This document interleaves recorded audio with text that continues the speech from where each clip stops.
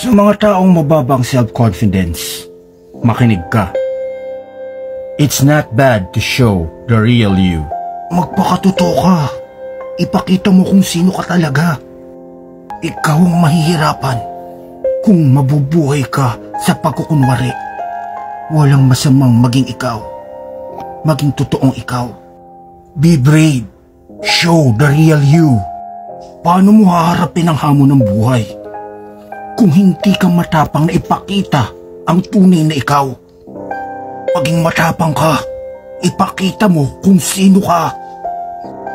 Never forget to be yourself. Huwag mong kalimutang maging ikaw. Ipakita mo ang sarili mo, ang tunay na ikaw sa mundo. Di mo kailangang magpanggap. Hindi mo kailangang itagong pagkatao mo. Gustuhin ka lang ng iba. It's either you like me or hate me. If you hate me, I don't care. Gustuhin ka man o hindi sa pagpapakatotoo mo, okay lang. Ano ngayon kung hindi ka gusto na ibang tao dahil nagpapakatotoo ka? May katapusan na ba ang mundo mo? Katapusan na ba ng mundo mo pag hindi ka gusto ng ibang tao dahil nagpakatotoo ka? Ilan ba ang tao sa mundo? Huwag kang magalala. Sa dinami-taong tao sa mundo, hindi lahat ayaw sa'yo. Meron dyan na gugustuhin ka pa rin. Basta, totoo ka.